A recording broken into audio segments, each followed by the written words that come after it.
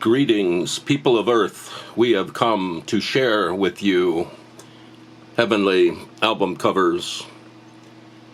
You know, I walk a lot. I do a lot of urban exploration.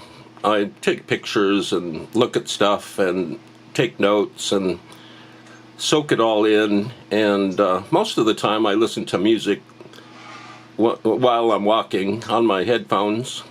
And I've been listening to a lot of The Doors lately, and here they are. Here's The Doors. I've been listening to all their stuff on Spotify, and it sounds great. I always forget how great The Doors are, and my favorite Doors song is I'm a Spy in the House of Love, and that's a great song. They also did a song called Break On Through to the Other Side. Now, the Doors, three of the Doors met on construction work. They were layman construction people, and they would demolish houses and things near Venice Beach, California. And they worked really hard, but they were a little bit timid about demolishing walls in houses. They found it kind of dangerous. I think this was Robbie Krieger, John Densmore, and I think it was Jim Morrison. Those three were on construction sites, and they were just a little bit timid about breaking down walls. They found it a little bit dangerous. But they had a foreman that directed the proceedings on construction sites, and he always said, "Hey, you guys, those walls, just break on through to the other side." And that made the work of the three Doors much easier. Here we have a bunch more albums to look at. These are albums that were given to us, or that we found, or that were in the trash or whatever. They're definitely not purchased albums, and there's about 11 of them. And we're going to go through these albums really, really fast. And let's start with Neil Diamond's soundtrack album for Jonathan Livingston Seagull. And here's Neil Diamond down here holding his sunglasses in the middle of it's either a sunset or a nuclear explosion. And here's his friend Jonathan Livingston Seagull up here in the corner.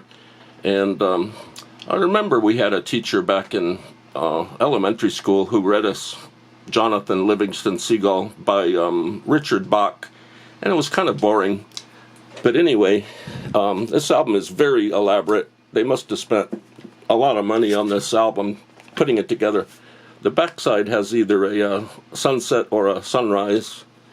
Inside is a gatefold, a beautiful picture of Neil Diamond, and another booklet that goes here. Let's look at that booklet, which has the same photograph of Neil Diamond, and it's very elaborate, as I say, and there's all sorts of pictures of seagulls and the musicians and stuff in this little booklet. So that's Jonathan Livingston Seagull. It's a really common album.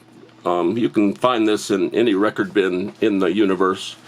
Next up is Pat Boone. I think Pat is still around. Pat was and still is a favorite and very popular singer of secular songs and of sacred songs. And he kind of splits his time between the two musical genres. This album is called Thank You, Lord. And here's Pat. He's gazing up at his own name up here, which is in yellow. It's a very attractive cover, very nicely done. He's wearing a crucifix and a nice woven shirt. And let's see if there's anything on the back of the album. There might be. There's a picture of Pat Boone there. And this is Pat Boone. Thank you, dear Lord. Up next is an album by Billy Eckstine. Now, this is not Billy Eckstine. This is a model who posed for the cover, and this album is called My Deep Blue Dream. It's really crazy. It's kind of a scary photo of this woman here. She looks like she's gazing into the deepest recesses of hell, and or maybe she's just looking at the lettering here. But this is definitely not Billy Eckstine. Billy Eckstine was a jazz player and orchestra leader. There's not much on the back, so let's move on. She's pretty frightening. This is an album my nephew gave me a long time ago, and it's a group called Gary's Gang, and the album is called Keep On Dancing, and there are, maybe 20 or 18 or 20 photographs of the legs and feet of people, and the funny thing is all these legs and feet are not dancing, they're just stationary, they're just quiet and still. So I'm not sure if this properly demonstrates the title, Keep On Dancing. I've not listened to this album in a long time. I think it's like new wave stuff. And here's some geometric lines on the back. Next up is Liz Damone. Her album right here is called Orient Express. I'm not sure what Liz Damone sings.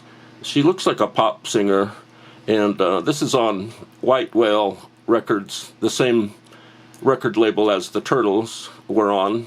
And Liz has a great hairstyle. It might be a wig, but it also might be her natural hair. She looks super happy, and she looks happier than this woman here. But this is a gatefold, so she had some money behind her to get a gatefold. And it's got a song listing, and I think these are the people in her band, or just friends, or people she found on the street. And here's Liz Damone. I have a feeling this is kind of based in Hawaii. Maybe I'm wrong. She does a cover of Let It Be, and she does a cover of the Carpenters' Close to You, and she does a cover of Something by George Harrison. This is Liz Damone and her album Orient Express on White Whale Records. Here's an album by a fellow named Don Norman. I know nothing about Don Norman, but he has wonderful geometric hair. The hair kind of goes up and then flattens out and then falls to the other ear. Don Norman looks a little bit uneasy, a little bit worried maybe, but he put out this album, which is good, and looks like he has a lot of songs on it, and he has a nice tie, and looks like this is on New Dawn Records. I don't think it's New Dawn as in Don Norman, but it's New Dawn as in the sun coming up in the morning. And there's no other photos on the back. So this is Don Norman sings Jerry Falwell's favorite songs. Jerry Falwell was a very popular and controversial figure in the mid to late 1970s. He was a preacher, very controversial. Here we have Chet Atkins and Les Paul and their album Chester and Lester, and this is a great photograph. These legendary guitar players are all dressed up in very odd kind of tuxedo dress suits. Les Paul basically invented some aspect of multi-track recording, and Chet Atkins was just a famous country picker. Looks like he has all sorts of switches on his guitar here, and they look great. This is on RCA Records, and there they are on the back. They're silhouetted around a shitload of liner notes here, and this is a great album. You can't beat two guitar legends on one album. Here's another album by Chet Atkins. Looks like his brother sings on this, And again, Chet is displaying his beautiful guitar. Not sure what brand it is. It might be an Epiphone, I don't know. Chet has a nice red shirt, kind of a striped dark top coat. Looks like he and his guitar are actually cut out and then pasted on this backdrop. This is on RCA Living Stereo. Chet looks really cool. Chet's got a very welcoming look on his face. Let's see if there's another photo here. Nope. I like album covers like this, where the album cover is just a landscape or a nature scene without lettering on it. Looks like there are two kids playing in the ocean here. Not sure what island this is, and but it's just a very peaceful album cover. And let's find out what the artist is for this album cover. It's the Norman Luboff Choir, Songs of the Sea, and there's thousands of paragraphs of liner notes here, so that would keep you busy. Here's one of the Gibb brothers, Andy Gibb, and his super hit album and song, Shadow Dancing. Let's fix this a little bit. There we go. And Andy Gibb was very popular. He had at least 2 or 3 smash hits, and I think he sang with his brothers, the Bee Gees, a little bit. Here's Andy. He's somewhat looking out into space with his chest hair here. He's got a nice light red top on and a beautiful blue background. This lettering is hand done, looks like, and it's marvelous. It could have been a little bit bigger, I guess, but it balances out with the top album title text, and he looks really great. And I think he's on the back too. So there's Andy Gibb on the back. He's got alligator shoes on down here. Hopefully they're fake alligator shoes. You don't want to get bitten if you have alligator shoes. And Andy's wearing a different outfit, pure white outfit here, and he looks great.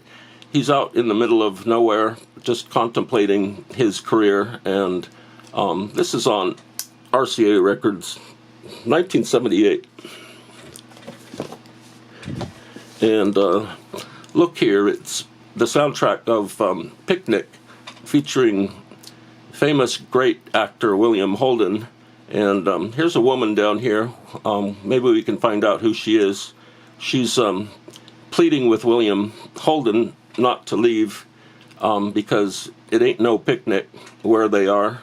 And this movie Picnic was on Columbia, but the record is on Decca. William Holden looks really badass. His arm hair starts about here. If I zoom in a little bit, there's no hair, and then suddenly there's voluminous arm hair on William Holden here. The picture might look even better if William Holden was holding a cigarette, or if the woman was holding a cigarette. Let's see if there's anything on the back. I guess that was Kem Novak. Kem Novak was great, and there's a price tag on here that says $7, but I would never pay $7 for this. And there's Kem Novak and William Holden in the throes of passion here. And the very last album here is called Music Machine on K-Tel Records. There's a lot going on in this cover. There's the robot from Lost in Space, or I think he's commonly known as Robbie the Robot. And there's some huge audio speakers on either side, stereo. Looks like some kind of space age outdoor studio. And here we have Andy Gibb again down here. The Silvers, Casey and the Sunshine Band, ABBA, and somebody I don't know, Peter McCann. And this album was advertised on TV. And these are all top 10 hits. There's a sticker in here, on here, that says bonus inside, Casey and Andy Gibb posters. It's a really nice sticker. It's silver, but this album did not have the Andy Gibb and Casey stickers. The back is a little bit crazy also.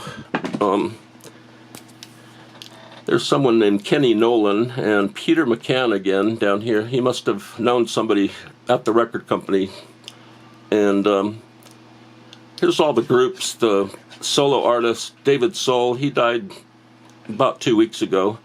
Kenny Rogers, Alice Cooper, and Elton John on the same album is excellent. And so those are the 11 albums that we looked at.